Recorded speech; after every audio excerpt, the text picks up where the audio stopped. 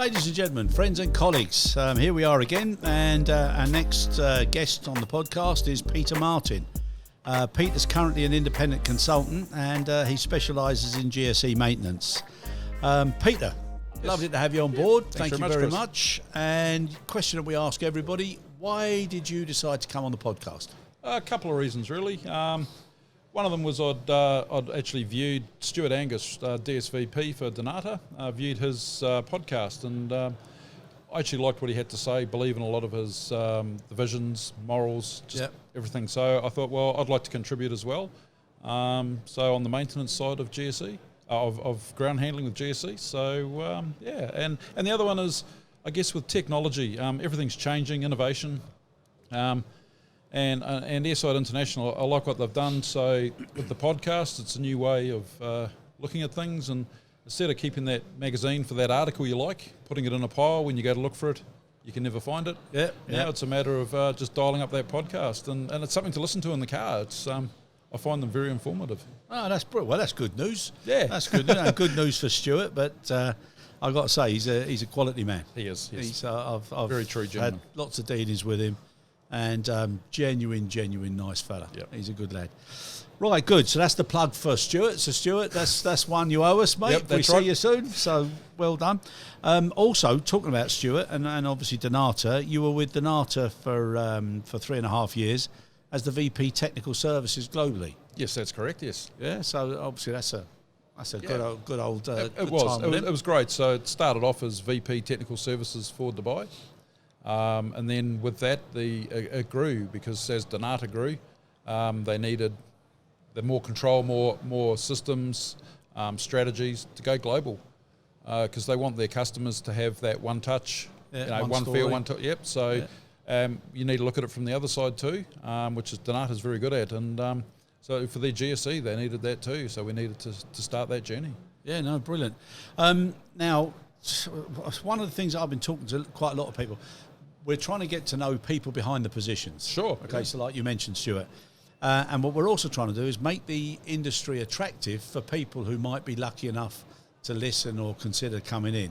So we need people's stories and everything.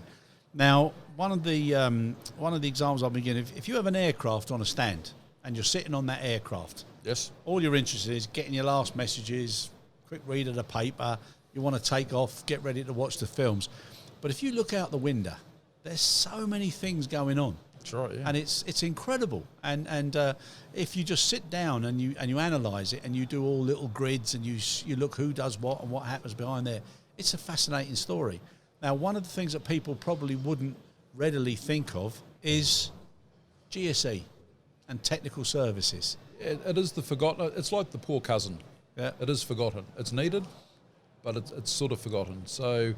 It was actually quite the other day on my flight up to Europe, sitting next to a gentleman on the aircraft, and he actually looked out. He was looking out the window, and I said to him, "It's quite interesting what goes on out there, isn't it?" And he looked at me and he said, "I can't believe they allow equipment so close to an aircraft. What does it do?" So it was quite good. I actually got to explain to him what a lot of the equipment on the ground is actually doing, and he was actually quite excited about it. So by the time you landed, he's an expert. He was, yes, he was. I think he was going for a global role himself. So. Yeah. No, but it's so if people were to ask a question, so imagine now you or me gave a presentation in a school or whatever, and we said, right, we're going to talk to you now about the importance of GSE equipment for an aircraft and an airline and an airport. What would you say to them is the most exciting or the most important elements of that particular role? So I guess the way you got to look at it, so GSE is a necessary evil. So from the moment the aircraft touches the ground, there is some form of GSE involved in that whole movement, from pulling into the terminal to it leaving the terminal. So GSE there's many aspects of it. So there's servicing the aircraft, there's loading the aircraft, there's food.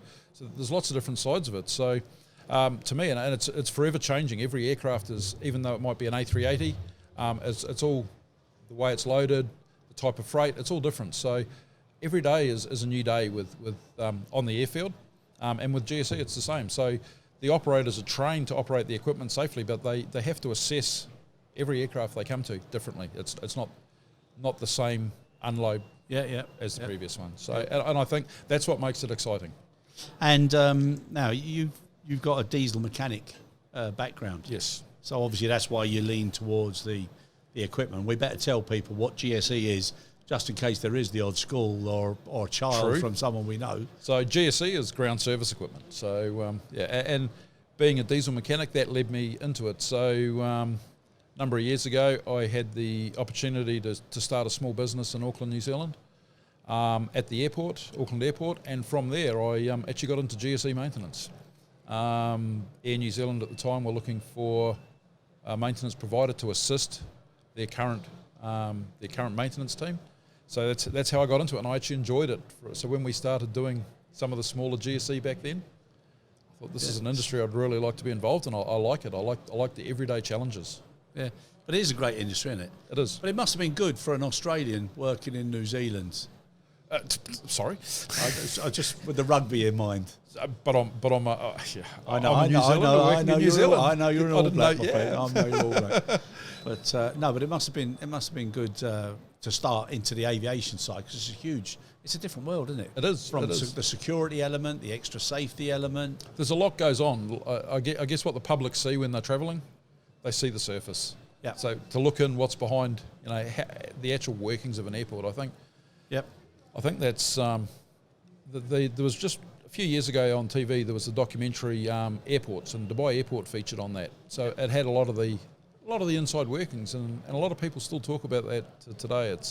There's people got a better understanding on how airports work, what happens to your bags after check-in, how they get to the aircraft. A lot of people think that just goes through there and it's on the aircraft, but there's a lot that has to go through the cargo, things like that. So I think the more people understand it, they then, I guess, will accept when there's a deviation within their schedule for flights, delays, things like that. So if people understood the workings of an airport or how ground handling's done, they'll probably understand some of the delays then.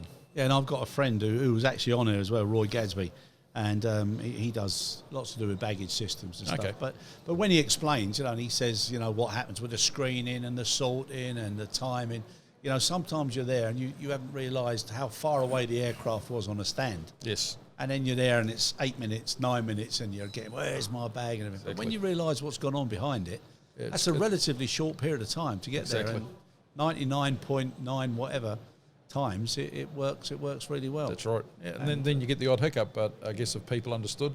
The PR, exactly. We need to market ourselves a lot better. Yeah, probably. Yeah.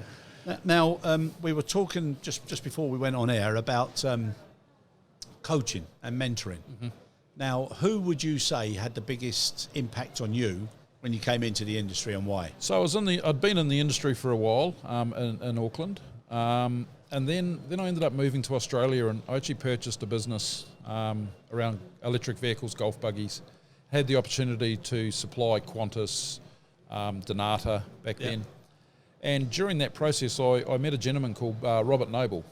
And so he had come from Patrick and Ansett days, and got to deal with him quite a bit. And then as my roles changed, sold the business, got in within a company called ABR Aviation, and I was dealing with Bob Noble on a day-to-day basis. And I think what he had the knowledge he had and how he approached things, I found him a mentor within GSE. Maybe not so much the maintenance side, but around GSE itself. He actually made me excited about GSE. Yeah. So, and he used to explain it very well. If I'd ask him about something, he had a great way of explaining it. So I just liked his whole attitude, and he was just a gentleman the whole time. Even if he was busy, so busy that he didn't have time for lunch, if I'd go in and ask him a question, he had time to sit down and explain it to me. And I really enjoyed that. There's a lot to be said for that, isn't there? There is. People who give their time so willingly, and even to this day, he's great. I speak to him. He's a wealth of knowledge. What's he doing now? So he's actually consulting back to Dnata in Australia to do with the cargo. So they've got a new cargo facility in Sydney, and he's assisting with that. Oh, nice one. Yeah, nice one. And now, also, one of the things that's important about leadership and mentoring is you allow people to make mistakes and teach them to fail quickly. Yes. Don't keep, but fail quickly, learn, move on. Yes. What would you say was one of the biggest learning experiences or learning from a mistake that you had from coming into the industry? Biggest mistake, learning mistake.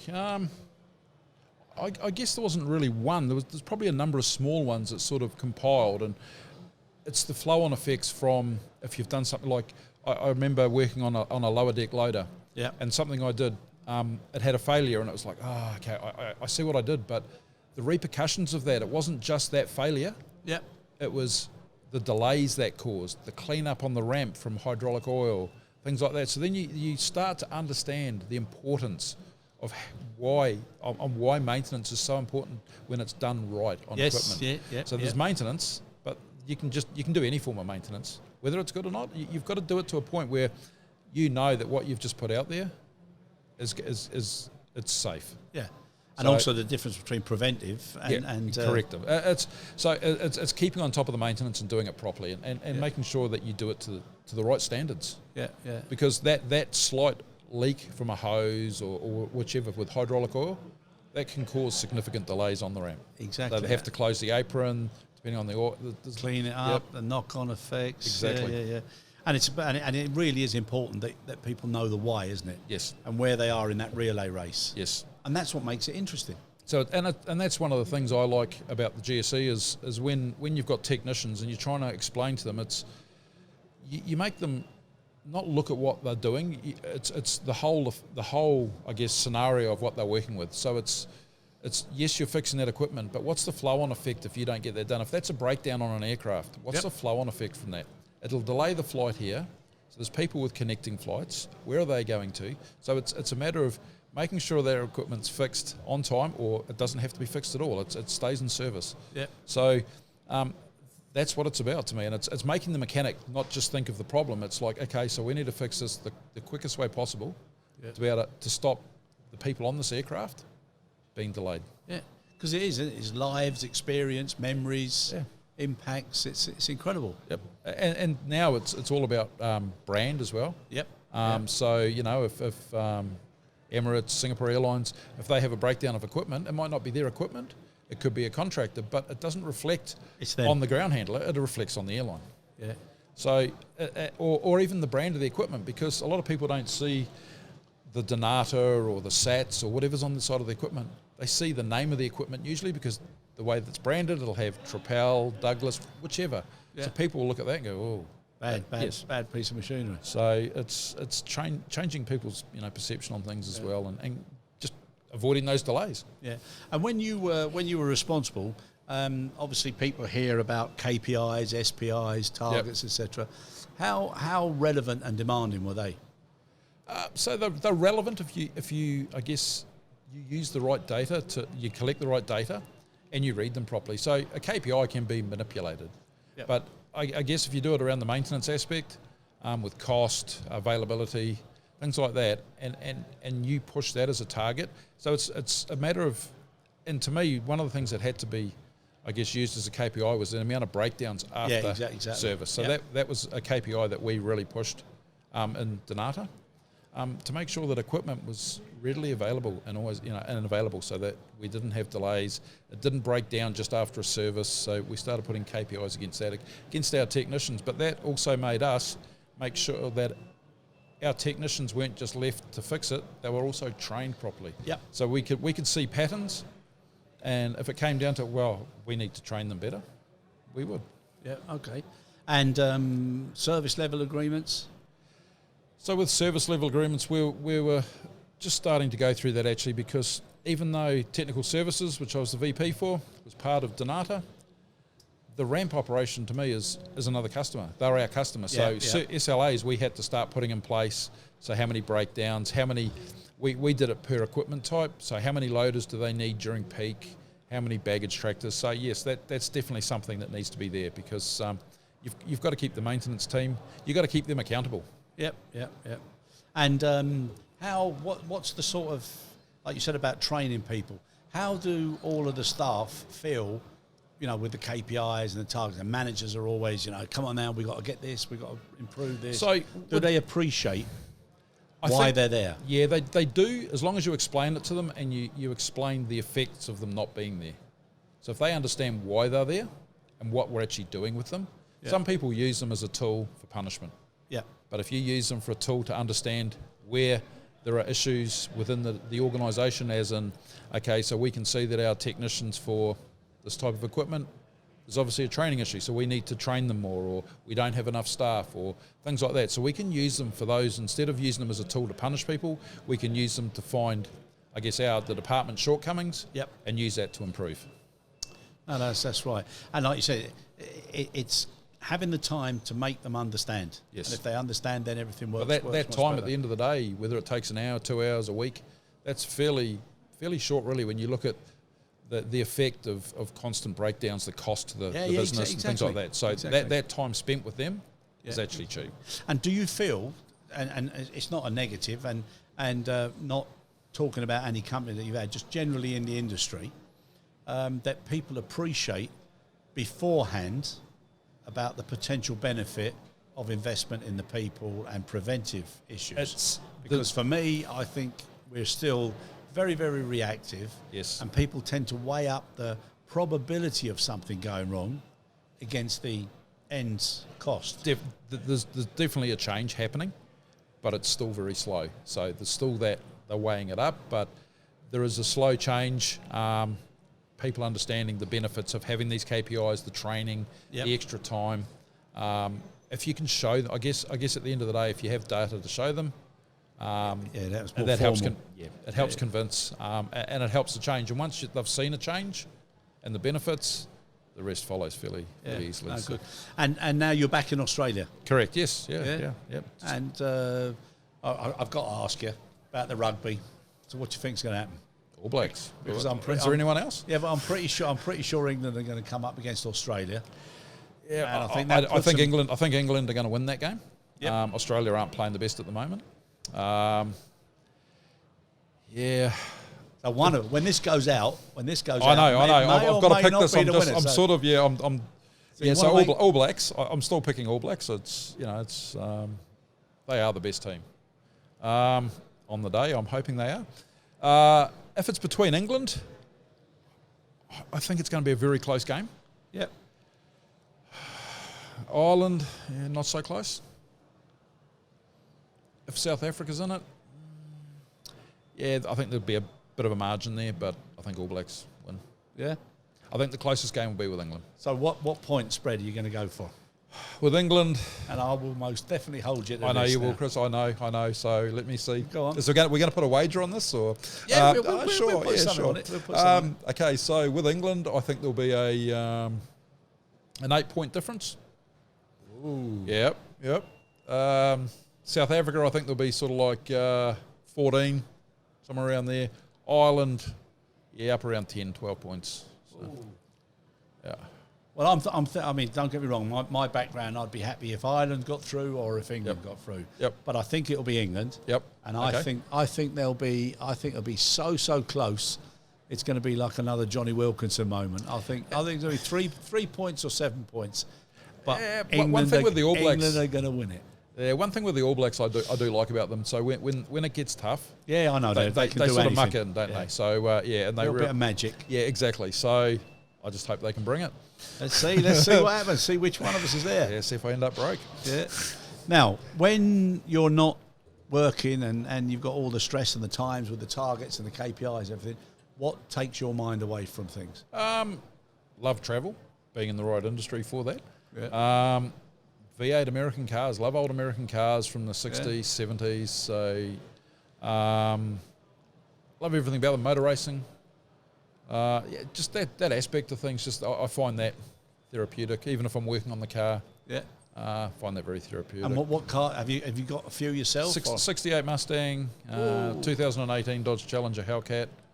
So to name a few. And do you take them out and go for spins? I do, yes. Yeah.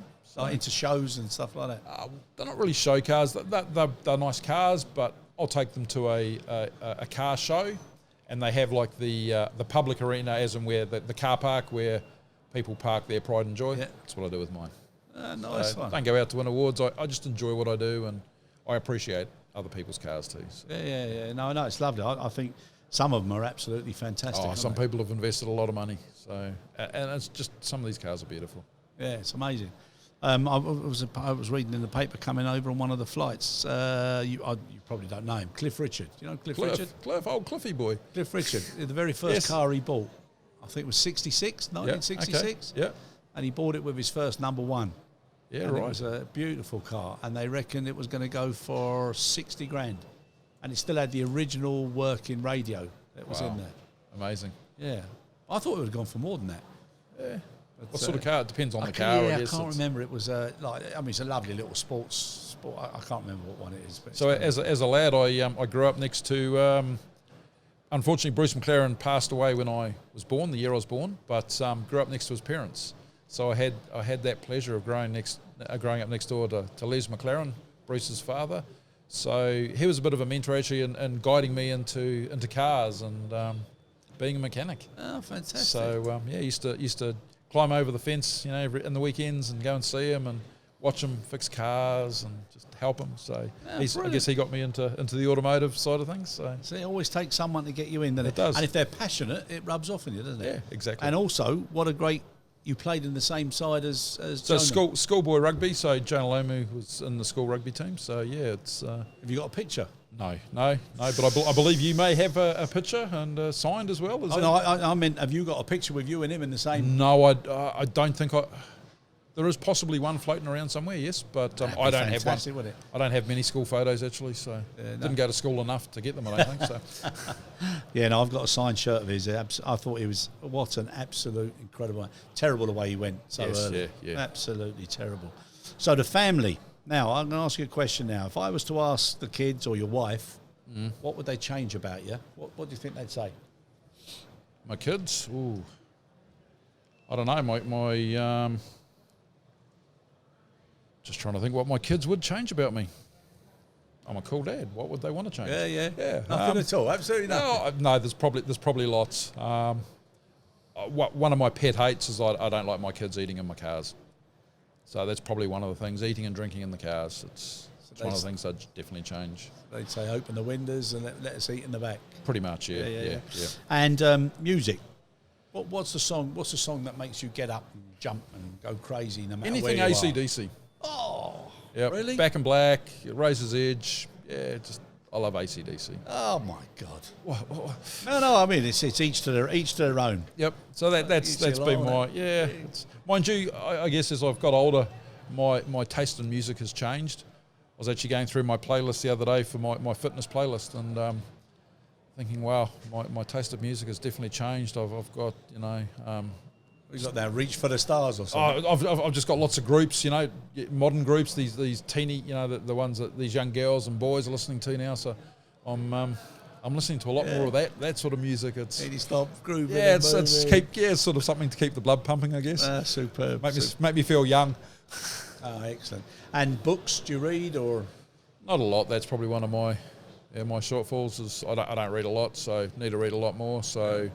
Last one I read was actually on Bruce McLaren, his autobiography on. Okay. Yeah, we try and come up with a name for a book. Yep. During the course of the podcast, which I'll do. But you were also in motocross, yeah? I did motocross when I was younger, yes. Yep. And didn't come out of it too good. Haven't come out of it too good. So So broken my back twice.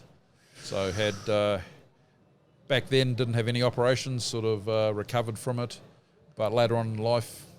Degeneration, so I've had to have a couple of spinal fusions. So, but you don't let things like that slow you down. So, life's about enjoying. So, and would you do it again now? Would you get on a? I'd love to. Probably wouldn't do me any good, but I'd love to do it. Yeah, I it's something I'm passionate about as well. What is it? The speed or the?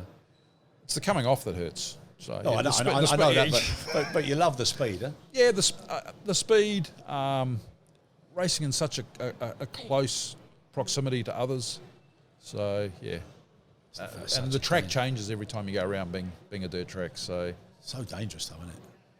I guess so. My God. Now, getting back to the business side of things, okay, what's improvements if you were able to wave a magic wand, or just from all the things that you've experienced, what would you make prerequisites for everybody to do? No options. They had to do it. What would be the benefits? So I guess to me it'd be around GSE is to do with the maintenance of GSE, because there's so many shortcuts taken. So it's done on everything in every field, but to me it's okay. So it's set a strategy for GSE, the maintenance. This is it. This is where we need to go, and make people accountable for what they do. So to me it's sticking to a strategy. To me, I think there needs to be almost like an IATA regulation to state GSE maintenance needs to fall into this category, needs to be done to this standard for that equipment to be on the airfield. Because at the moment, in the automotive industry, there's different standards. GSE is not covered by any of that. And what about like oversight or verification, validation, audits, etc.? So I think the audits, there are airline audits when they come in, and all they do is they just quickly go through a maintenance sheet, make sure things have been ticked, parts have been ordered, that sort of thing. But I think there needs to be a better process on validation on the maintenance side of things. Yeah. And do you think there's enough training? No, and this is something that's really lacking in the automotive industry as well.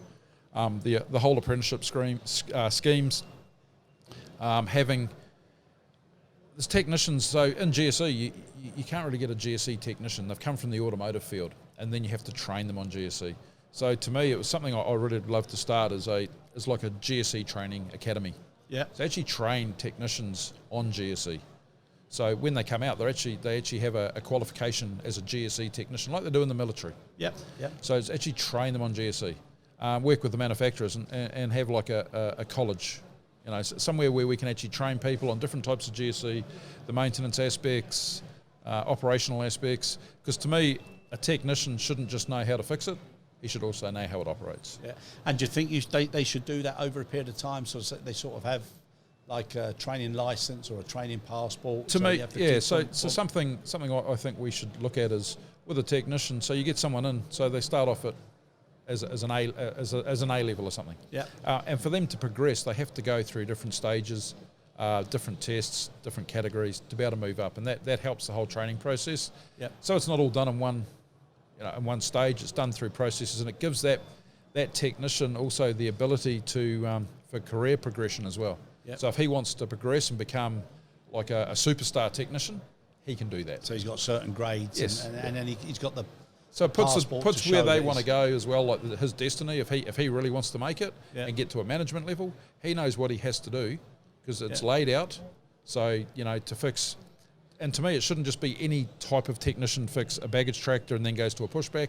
I think they need to go through certain things. Yeah. So especially with a pushback or a tow baler's tractor, where they actually connect to an aircraft and they become part of an aircraft for that period of time. Exactly. So I think there needs to be a certain level of training for someone to maintain that. Yeah. And then the other thing is anybody who wants to stay and they love however you want to they have to maintain it. They have to keep it maintained. But they can stay happily at that particular level. And anybody wants to go a little bit level. They can then push themselves. They know exactly what's there. Yeah. And I think if you have it in line with some of the IATA regulations as well, like not controlled by them, but just recommendations. So it sort of helps bring the industry, because like to manufacture the equipment, it's got to be manufactured to a standard. So why aren't we maintaining it to standards? Yeah, no, I agree. But I think that sort of concept would go down well across the board. I think so, yeah. I think too many people, it relies on knowing what they knew or knowing what somebody tells them instead of the updated information. That's right. And having it verified. That's right. And I think it gives people more of a self-purpose and a self-value. So something we started doing a lot of, and we implemented it in Dnata and Dubai, was QC checks. Yeah. So it wasn't trying to find a mistake that someone did wrong, but it's having another set of eyes look at it. Yeah. Because it doesn't matter how good a technician you think you are, someone else looking at it's always going to see things from a different perspective, so they're going to see something else that you may have missed. Yeah. So a second set of eyes is better than it just going out and being missed. So hopefully we can pick up any indiscretions before it goes out. Yeah. And that was working. That started working well. Yeah. And damages. So in your time, and you see damages, you know, obviously you must have seen quite a few. Quite a few.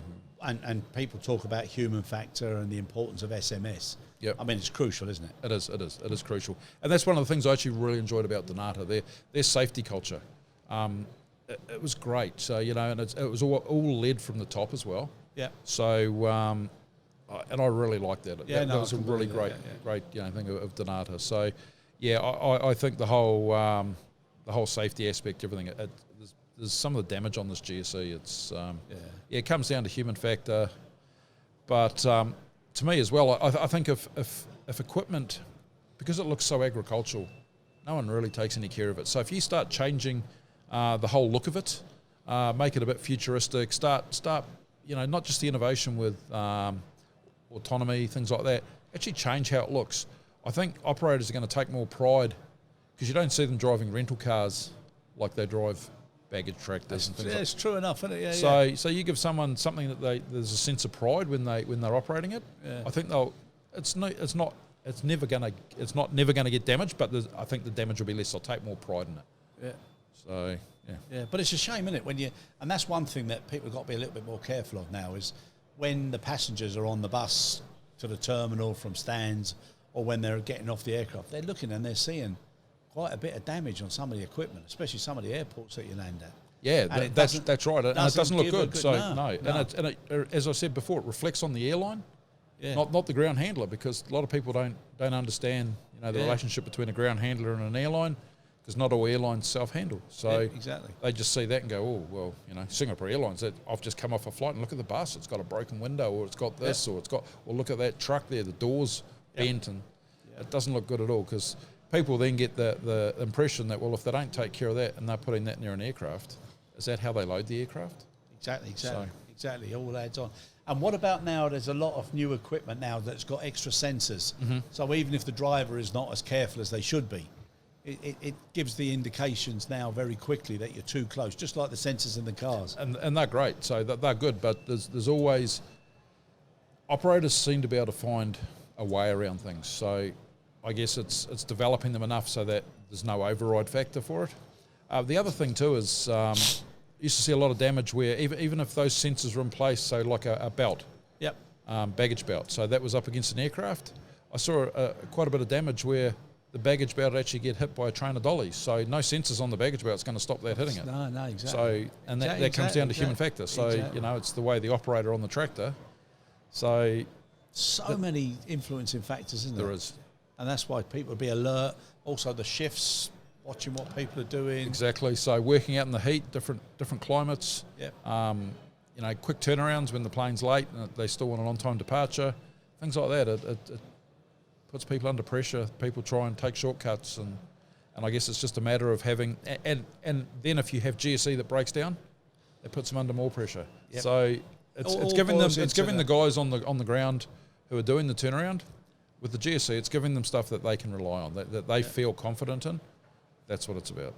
Okay, and where would you like to see yourself now in the next 3 to 5 years? Well, at the moment, as I said, I'm consulting at the moment, doing some consulting work for some German companies, some airports. But I guess I'd like to get back into the maintenance side of things, because I think I have a lot to offer, along with the maintenance strategies, the whole development. You're trying to change the face of GSE. Yeah. So trying to drive it, I guess, down the automotive line with more standards, things like that. So that's where I'd like to see myself. So within one of the big organisations, it doesn't have to be, something like that to sort of help drive a change, make a difference. Yeah. Oh, that's good. And one of the things I was really surprised about at the conference in Munich was the amount of equipment now that I never took much notice of it. The ones that do the real deep clean and take the rubber off the runway. And it's incredible. It's amazing what they have now. It's I was looking at something out on the stands, and I was looking at it going, how's something like that even on the apron? But then you understand what it does. It's like, wow. Yeah, it's amazing, isn't it? It is. It's and I've looked at a couple and what they're able to do, and also the statistics of how much rubber comes off the tyres when an aircraft lands and how it builds up over the time. Yeah, they have to go out and remove it quite regularly, and I didn't realise that. Yeah. So I think it's superb. Right, we're getting near to the end of the period now. If you were able to innovate or create a brand new piece of equipment that either isn't working as well as it should be now or isn't there, Have you got any ideas what you'd like to create? Something Anything special? I guess there's something I've been talking to one of the manufacturers about, and it's I guess it's been on the drawing table. So with PRMs, loading them on a remote stand's always a... You need to explain what that is. Passengers with reduced mobility. There you go. So trying to load them onto an aircraft when it's on a remote stand. So you have stairs. They usually come in a medical lift, an ambi lift, so something that works like a catering truck. But most of the time you have a catering truck against... Already there. Yeah, so they have to wait. So you can't take them up the stairs. Yep. There's a few things around where they have a device which can take people up the stairs. It's like another seat.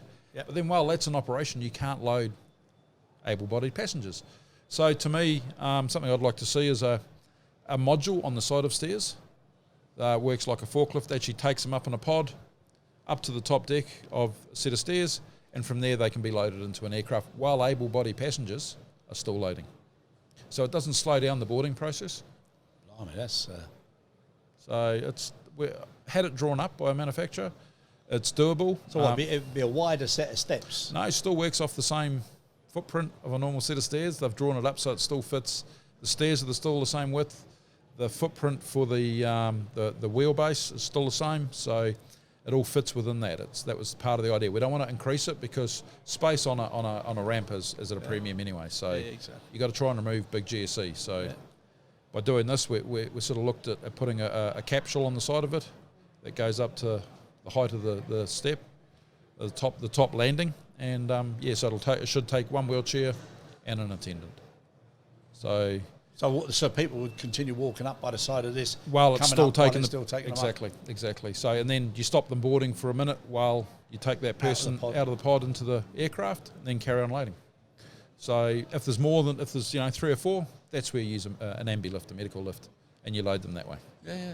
So well, who knows? Maybe we'll see one. Maybe. Good. Right, my friend.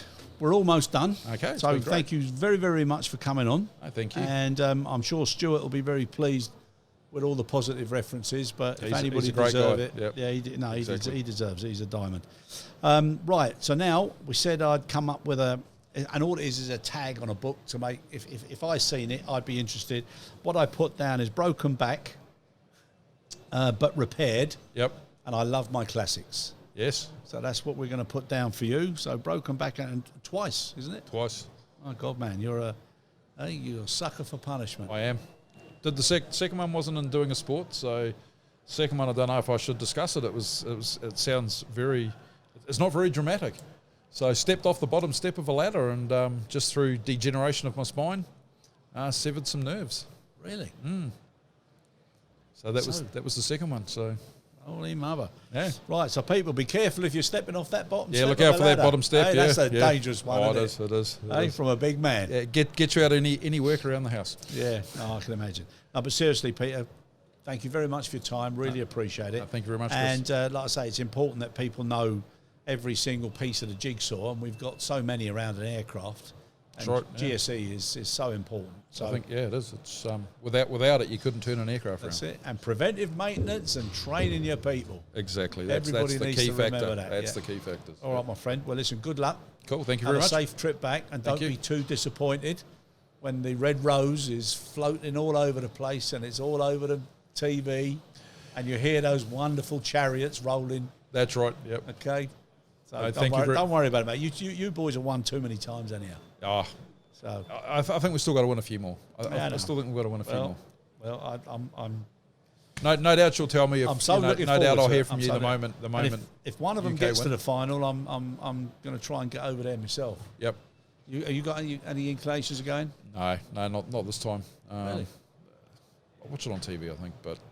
So I went to the one in New Zealand, and I was in Melbourne. Okay. And I got the flight across to Auckland. Yep. Yeah. What a great. That was a great game. That was a good game. Great game. So yeah, I've been to watch a few games at Eden Park. So amazing ground. It's tremendous, and the atmosphere. But the French nearly stole it. They did. Yes. They nearly stole it. Yeah. Wouldn't be the first time. Heartbreaking. All right, my friend. Thank you so much for your time. Really appreciated it. Cool. Thank you. Thanks, Chris. Thank you.